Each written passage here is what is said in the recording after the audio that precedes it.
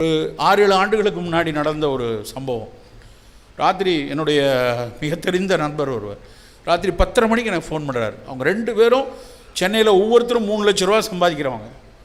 Sir யார்கிட்டையும் சொல்ல முடியல, தயவுசெய்து எனக்கு உடனடியாக நான் உங்கள்கிட்ட பார்க்கணும், வாங்க.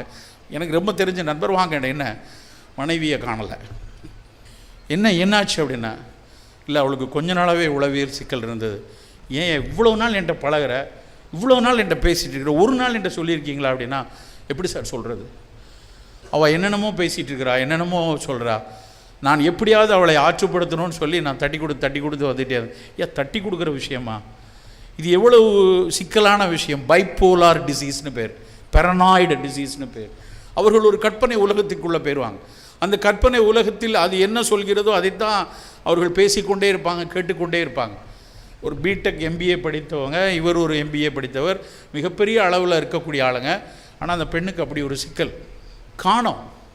நானும் அவரும் கார் எடுத்துகிட்டு தேடுறோம், எங்கெல்லாம் அவங்க இருப்பாங்க. ஸ்கூலில் பையன் படிக்கிற ஸ்கூல் டீச்சர், அவங்க வீடு, இவங்க எங்கேயும் கண்டுபிடிக்க முடியல. நடு இரவில் 2 மணிக்கு ஒரு திடீரென அவர் இந்த இடத்துக்கு போவாங்கன்னா ட்ரை பண்ணி பார்ப்போமா. 2 மணி, நள்ளிரவு 2 மணிக்கு சென்னையில் இருக்கக்கூடிய மிக முக்கியமான ஒரு இடத்துக்குள்ளே போய் வண்டியில் பார்த்தா அந்த பூங்காவில் தனியாக அந்த பெண் உட்கார்ந்துருக்கா. பதறி போய் அப்படியே வாமான்னு சொன்னாங்க. வரமாட்டேன், நீங்கள்லாம் என்னை கொன்றுவீங்க, எல்லா உலகம் என்னை கொல்றதுக்கு ரெடியாக இருக்காங்க, எல்லோரும் வரமாட்டேன்னு சொல்கிறாங்க. நான் ஒரு பக்கம், நீ கணவரை நீங்கள் கொஞ்சம் பேசிட்டுருங்க, நான் எடுக்கிறேன்னு டக்குன்னு நான் ஒரு மிகப்பெரிய மருத்துவமனையினுடைய அந்த ஆம்புலன்ஸ் கொண்டு வாங்க அப்படிங்க ஃபோன் பண்ணுறேன். நான் டாக்டருங்க, எனக்கு வண்டிக்கு நான் முதல் சொல்கிறான், உளவியல் நோயாளின்னு சொன்னேன். சார், மென்டல் ஹெல்த் பீப்புளுக்கு நாங்கள் ஆம்புலன்ஸ் தர மாட்டோம், நீங்கள் மென்டல் ஹெல்த் ஹாஸ்பிட்டலில் கூப்பிட்டு அவங்கள கேட்டுக்கோங்க. முதல்ல பேஷண்ட் மென்டல் ஹெல்த் இருக்கா என்ன இருக்காங்கிறத அப்புறம் பார்ப்போம். அவன் பேஷண்ட், அவங்கள நான் நகர்த்தணும், நீ வண்டி அனுப்பு, என்னன்னாலும் நான் அதுக்கு உங்களுடைய நிர்வாகத்திட்ட பேசுகிறேன், நீ வண்டி அனுப்பு அப்படின்னு சொல்கிறேன். கடைசியில் வண்டி வந்ததுக்கப்புறம் கூப்பிட போனால் சுற்றி அந்த பக்கத்தில் ஏதோ ஒரு தகவல் திரட்டுவதற்காக காவல்துறை அதிகாரிகள் நிறைய பேர் வந்திருக்காங்க. அதில் ஒரு மூத்த அதிகாரி ஒருத்தர், ஒரு பெண்ணு, 2 பேர் நாங்கள் நின்றுட்டு இருக்கிறோம். நடுராத்திரி 2 மணி. அந்த காவல்துறை அதிகாரிக்கு என்ன சிந்தனை வரும்? அவர் நேரம் என்கிட்ட என்ன நடக்குதுங்க, என்னாச்சு அப்படிங்கிறான். அந்த பெண் உடனே சொல்ல, அந்த 2 பேரும் என்னை கொல்லதுக்கு வந்திருக்காங்க அப்படிங்கிறான். நான் பகீர்னுச்சு அந்த காட்சி. அப்புறம் நான் சொல்கிறேன், சார் நான் டாக்டர், அவர் கணவர், நாங்கள் சிகிச்சை கொடுக்குறோம், அவங்க கொஞ்சம் உளவியல் நோயாளி அப்படி தான் சொல்லுவாங்க, நான் ஆம்புலன்ஸ் கொண்டு வந்துட்டேன் அப்புறம்லாம் சொல்லி என்னோடய ஐடியா, அவரோட ஐடியா, ஒரு நிர்வாகம் எல்லாம் சொன்னதுக்கப்புறம் அந்த அம்மா புரிந்து கொண்டாங்க. அதுக்கப்புறம் ஆம்புலன்ஸில் கூப்பிட்டு போகிறோம். 7 ஆண்டுகள் சிகிச்சை, 1 நாள் 2 நாள் கிடையாது, 7 வருஷ சிகிச்சைக்கு அப்புறம் 2 பேரும் இன்றைக்கு அதே மாதிரி ஒரு மிகச்சிறந்த பணியில் இருந்து கொண்டு இருக்கிறார். மிகச்சிறந்த குழந்தைகளோடு மிக அருமையாக வாழ்ந்துக்கிட்டு இருக்காங்க. எதற்கு இதை நான் சொல்கிறேன்னா, நமக்கு வரும், நமக்கு வராது, இந்த நோயெல்லாம் வராது, நம் பிள்ளைகள்லாம் இன்றைக்கி மிகச்சிறப்பாக படிக்கிறாங்க அப்படின்னு தயவுசெய்து நினைத்திட வேண்டாம். நம் குழந்தைகளை உளவியல் ரீதியாக நலத்தோடு கொண்டு வர வேண்டியதும் நம்முடைய தலையாய கடமை. நம் பிள்ளை நல்லா சிரிக்கிறானா, 4 பேரிடம் நல்லா பழகிறானா, அவனுக்கு இன்டர்பர்சனல் ரிலேஷன்ஷிப் நல்லா இருக்கா, தன் நண்பனுக்காக பேசுகிறானா, சண்டை இடுகிறானா, அதெல்லாம் மிக முக்கியமான குணம். அவற்றையெல்லாம் விட்டு ஒற்றை பார்வையில் ஒரு லாடங்கட்டின மாடு மாதிரி அவன் பாடத்தை மட்டும் படித்து வாந்தி எடுத்துக்கிட்டே இருக்கான்னு வச்சுக்கோங்களேன், அது ஒரு பெரிய அளவில் நோய் கூட்டத்தை கொண்டு வந்து விடும். இன்றைக்கு இருக்கிற சூழலில் நலத்தில் மிக மிக முக்கியமாக பார்க்கப்பட வேண்டியது மனநலம். நண்பர்களே, அந்த மனநலத்திற்கு மிகச்சரியான தேவையில் முதல் தேவை தூக்கம். உறக்கத்தை இன்றைக்கு நிறைய தொலைக்கிறோம். 6லிருந்து 7 மணி நேர உறக்கம் மிக மிக அவசியம். அதுக்காக எல்லாரும் தூக்க மாத்திரை போட்டு தூங்கணும் அவசியம் இல்லை. ஒருவேளை உறக்கம் சரியாக இல்லைன்னா மாலை நேரத்தில் நடைபயிற்சி வச்சுக்கோங்க. 1 மணி நேரம் மாலை நேரத்தில் நடந்து, அதுக்கப்புறம் நல்ல வெந்நீரில் குளித்து, அதுக்கப்புறம் இரவில் எளிய ஆவியில் வெந்த உணவுகளை எடுத்துக்கொள்ளுங்க.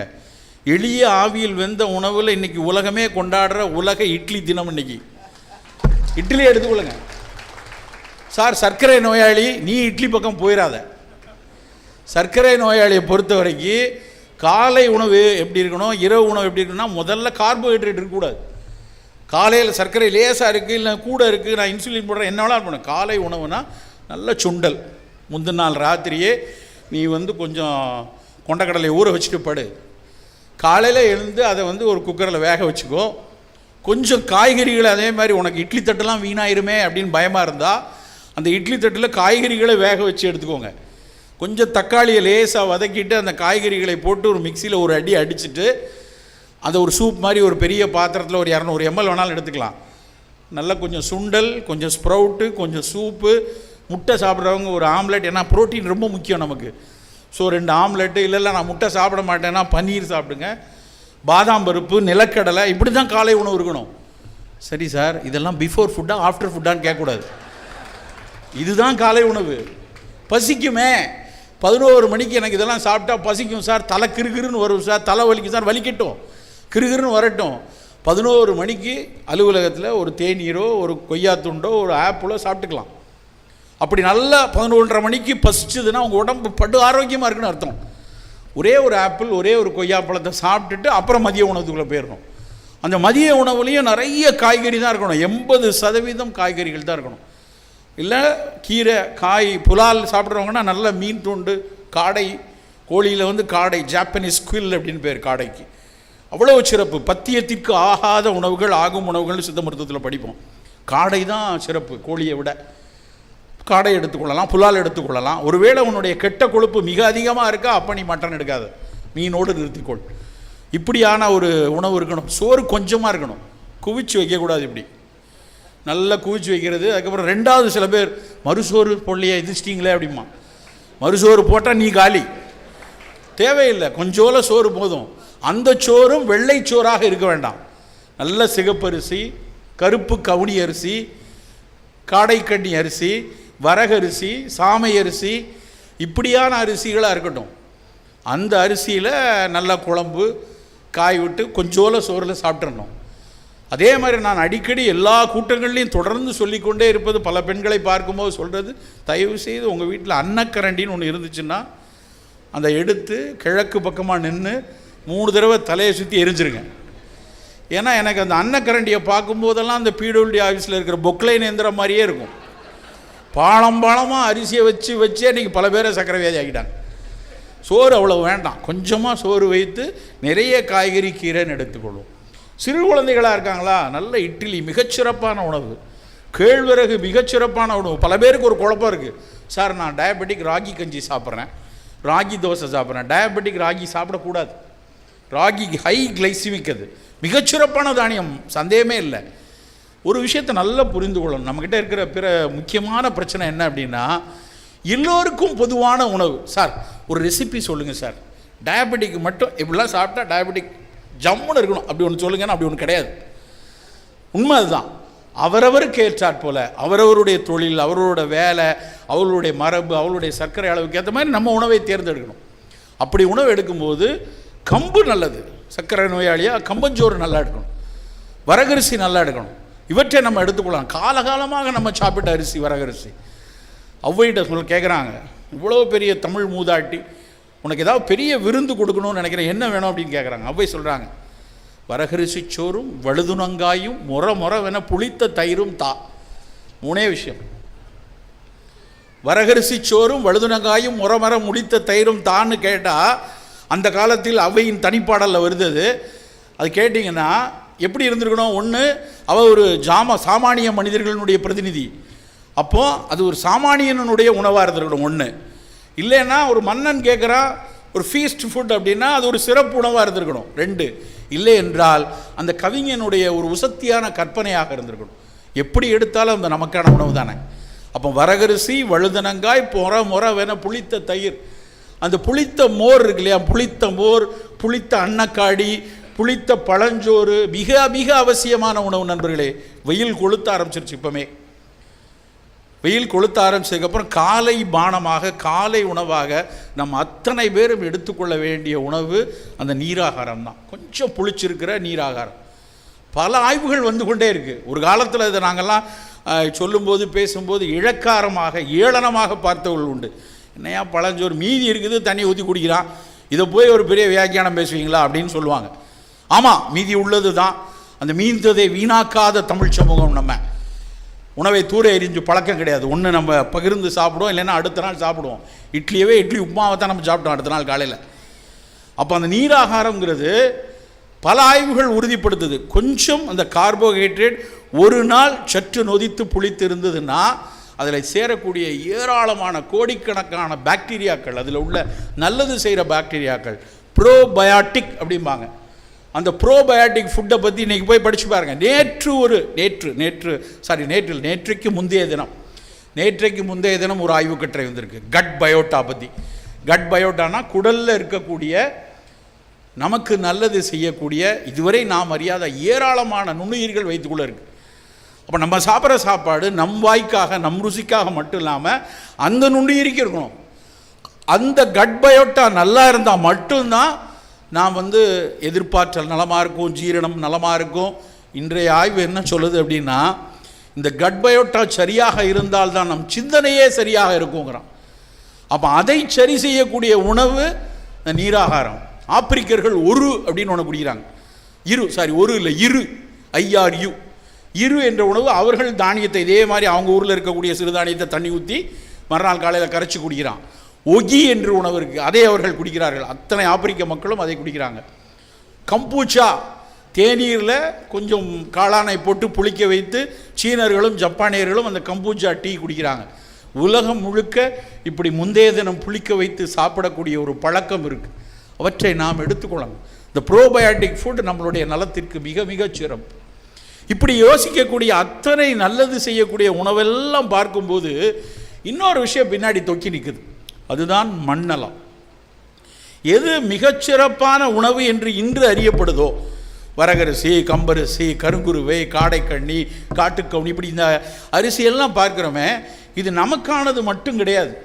இன்றைக்கி ஒட்டுமொத்த உலகமும் பன்னாட்டு சிறுதானிய ஆண்டாக கொண்டாடுகிறது.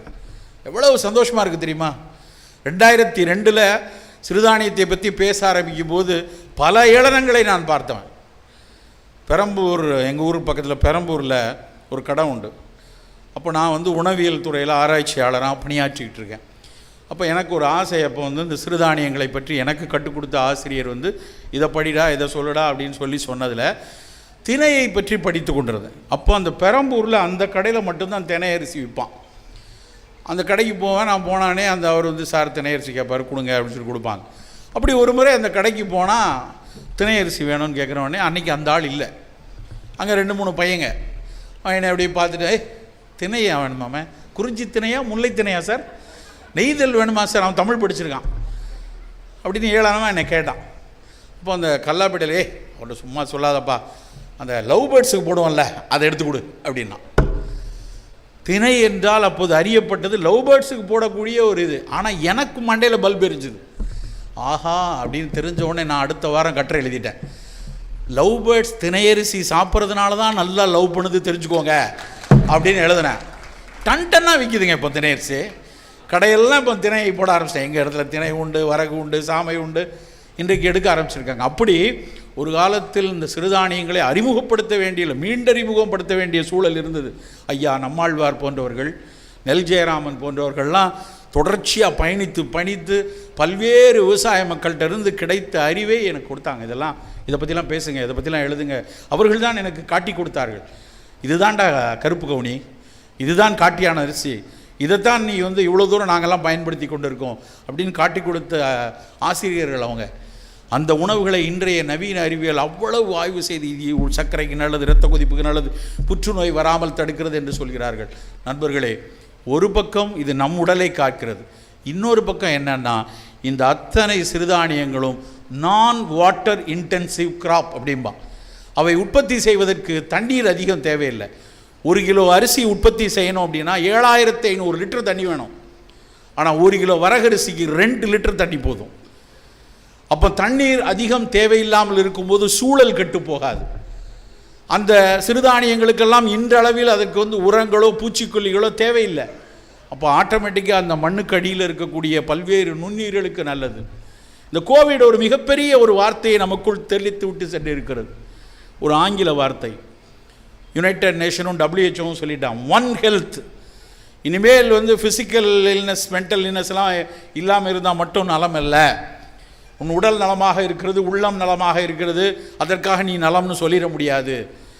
நான் இங்கே பேசி கொண்டிருக்கிறேன்னா இந்த மண்ணுக்கு கீழே இருக்கக்கூடிய மண்புழுக்கள் நலமாக இருக்கணும். இங்கே பக்கத்தில் இருக்கக்கூடிய வேப்ப மரம், வாகை மரத்தினுடைய பூக்கள் நலமாக இருக்கணும். அந்த பூவில் இருக்கக்கூடிய தேன் நலமாக இருக்கணும். அந்த தேனை உறிஞ்ச வரக்கூடிய வௌவாலோ தேன்சிட்டோ அவை நலமாக இருக்கணும். வானத்தில் பறக்கக்கூடிய பறவை நலமாக இருக்கணும். இந்த தாவரங்களினுடைய வேர் முடிச்சுகளிலெல்லாம் ஒட்டி இருக்கக்கூடிய குட்டி குட்டி நுண்ணுயிர்கள் அத்தனையும் நலமாக இருக்கணும். இவையெல்லாம் நலமாக இருந்தால் மட்டும்தான் நண்பர்களே நீங்களும் நானும் நலமாக இருக்க முடியும். இவையெல்லாம் நலமாக இருந்தால் மட்டும்தான். இனிமேல் அது சாய்ஸ் இல்லை, மேண்டேட். இவையெல்லாம் சரியாக இருக்கணும். ஏன்னா நல்லா யோசிச்சு பாருங்க, நமக்கு திரட்சியான ஒரு பழம் வேணும், நல்ல கொத்து கொத்தாக இருக்கக்கூடிய தானியங்கள் வேணுங்கிறதுக்காக நாம் மட்டும் உழைப்பதில்லை. அந்த வேரில் ஒட்டி இருக்கக்கூடிய கோடானு கோடி நுண்ணுயிர்கள் தான் கம்பில் கொண்டு போய் லைக்கோபீனை சேர்க்குது, கேழ்வரகில் கொண்டு போய் கால்சியம் சத்தை சேர்க்கறது நீங்களா நானா? அங்கே உள்ளே இருக்கக்கூடிய நுண்ணுயிர்கள், அதற்கு பேர் தெரியாது. அந்த மண்புழுக்கள் வேலை செய்யணும். அந்த மண்புழுக்கள் ரஞ்சிதமே ரஞ்சிதமேன்னு ஆடணும் உள்ள. அப்போனா மட்டும்தான் அவை வேலை செய்யும், அவை சரியான உணவை கொண்டு வந்து நமக்கு சேர்க்கும். அப்போ இந்த மண் நலமாக இருக்க வேண்டும் என்று ஒரு கவளம் நாம் சாப்பிடும்போது யோசிக்கணும். நாம் சாப்பிடக்கூடிய உணவினால இந்த மண்ணும் சூழலும் கெட்டு போகும் என்றால் ஒரு காலத்தில் நீங்களும் நானும் கெட்டு போவோம் நண்பர்களே. அப்படித்தான் நடந்து கொண்டு இருக்கிறது இன்றைக்கு. அப்போ அதை நோக்கி நாம் அந்த ஒன் ஹெல்த் என்கிற பார்வையோடு நகர வேண்டியது நமக்கான மிக மிக கட்டாயம். நாம் அத்தனை பேருக்குள்ளே மனசுக்குள்ளே இருக்குது, நமக்கு புற்றுநோய் வரக்கூடாது, சர்க்கரை கட்டுப்படணும், இரத்த கொதிப்பு வரக்கூடாது என்கிற பார்வை எப்படி இருக்கிறதோ அதே போல் இந்த மண்ணுக்கு எடுக்கக்கூடிய மண்புழுவுக்கு நோய் வரக்கூடாது, அந்த நுண்ணுயிர்கள் மடிந்து விடக்கூடாது, இந்த தாவரங்கள் இறந்து விடக்கூடாது, கண்ணுக்கு தெரியாத பல்வேறு உயிரினங்கள் அவையெல்லாம் சிறப்பாக இருக்கணும் என்று நினைக்கணும். அதைத்தான் நம் வள்ளுவாசான் பகுத்துண்டு பல்லுயிர் ஓம்புதல். என்ன வார்த்தை! பகுத்துண்டு பல்லுயிர் ஓம்புதல் நூலோர் தொகுத்தவற்றுள்ளெல்லாம் தலை. வெறும் மனித உயிர்களை மட்டும் சொல்லலை, பகுத்துண்டு பல மனிதர்கள் ஓம்புதல்னு சொல்லலை அவர். பகுத்துண்டு பல்லுயிர் ஓம்புதல், எல்லா உயிரும் நல்லா இருக்கணும். அவையெல்லாம் நல்லா இருந்தால் தான் நாம் நலமாக இருக்க முடியும். நண்பர்களே, நம் நலம் முதலில் அத்தனை பேருக்கும் இன்றைக்கு சவாலாக இருக்கக்கூடிய உள்ள நலத்தை முதலில் மனதில் ஒட்டி கொள்ளுங்கள். உங்கள் வீட்டு குழந்தைகள் சிரித்து மகிழ்ந்து இருக்கிறதா என்பதை இன்றைக்கு நீங்கள் எடுத்து சொல்லக்கூடிய ஒரு செய்தியாக வைத்துக் கொள்ளுங்கள். உங்களுடைய உடல் ஆரோக்கியத்திற்கான ஒரு தேடலும் உங்கள் உணவில் இருக்கிறதா?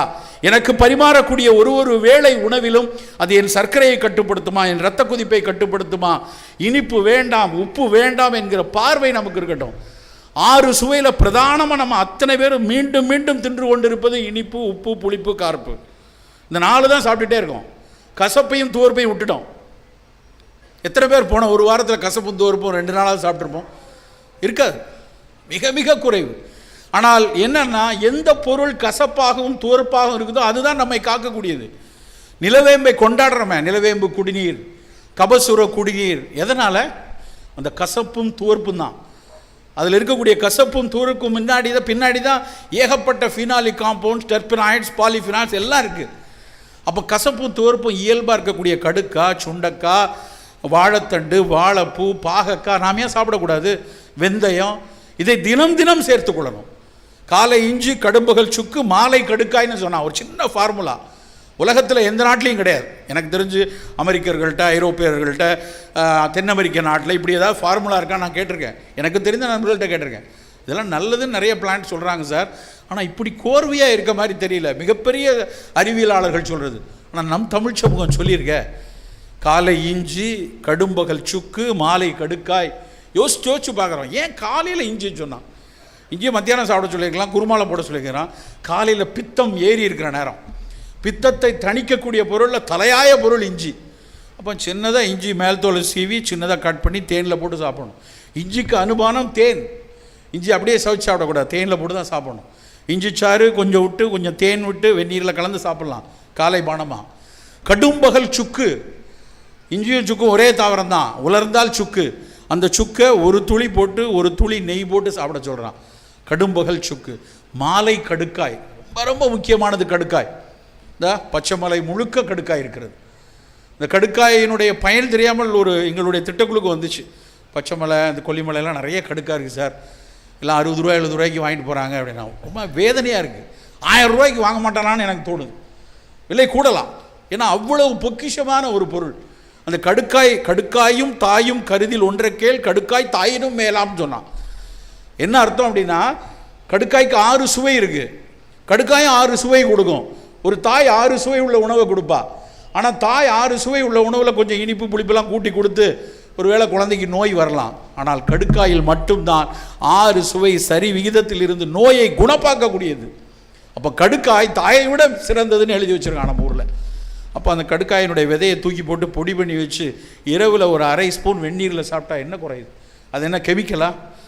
சாதாரணமாக தினம் தினம் நாம் சாப்பிட்ட உணவு. இப்போ கடுக்காய் எடுத்துக்கொள்ளலாம், காலையில் இஞ்சி எடுத்துக்கொள்ளலாம். நண்பர்களே, இப்படி தேடி தேடி நம் உணவை தேர்ந்தெடுத்து சாப்பிடுங்க. அந்த உணவு எது நமக்கான உணவு என்ற தேடலை அடுத்த வளாகத்தில் நாளை காலையில் போய் அங்கே இருக்கக்கூடிய உணவு குறித்த புத்தகங்களை படிங்க. தமிழ் புத்தகத்தை படிங்க. அறியப்படாத தமிழகம் என்று தோ பரமசிவம் எழுதின ஒரு புத்தகம் கிளாசிக் வரிசையில் காலேஜ் ஸ்கூலில் போட்டிருக்காங்க. அத்தனை பேர் வீட்டிலும் இருக்க வேண்டிய புத்தகமாக நான் கருதுகிறேன். சேப்பியன்ஸ் ஒரு ஆங்கில நூல், த சாங் ஆஃப் த செல் சித்தார்த் முகர்ஜியுடைய நூல். இவையெல்லாம் நம்ம படிக்க வேண்டிய, வாசிக்க வேண்டிய, ஒவ்வொரு வீட்டிலும் இருக்க வேண்டிய நூல். நூல்கள் அப்படி இருக்கிறது. ஞானவீகமா எத்தனை கவிஞர்களை அறிமுகப்படுத்திட்டு போனாங்க. ஒரு அரை மணி நேரத்தில் தமிழகத்தினுடைய மூத்த கவிஞர்களின் அத்தனை சாரத்தையும் அப்படியே தெளிச்சுட்டு போனாங்க. திரும்பி போகும்போது நம்ம யார் அன்றைக்கி வாங்க போகிறோம்? கலாபரியா வாங்கிட்டு போகலாமா, வண்ணதாசன் வாங்கலாமா, பிரமிளை வாங்கிட்டு போகலாமா, நாமுத்துக்குமாரை எடுத்து செல்லலாமா, ஆத்மநாமம் எடுக்கலாமான்னு அத்தனை பேருக்குள்ளேயும் மண்டையில் உறுத்தணும். கடைசியாக ஒவ்வொரு ஆண்டும் நிதிநிலை அறிக்கையில் பார்க்கும்போது 50,000 கோடிக்கு சரக்கு விற்று லாபம் இருக்கிறது என்று படிக்கிறோம். அடுத்த 2-3 ஆண்டுகளிலாவது புத்தக திருவிழாவில் 1000 கோடி விற்று லாபம் கிடைத்தது என்று மக்கள் பேச வேண்டும். அந்த போதை உடலை அழிக்கும், இந்த போதை உங்களை எல்லாம் உயர்த்தும். நன்றி, வணக்கம்.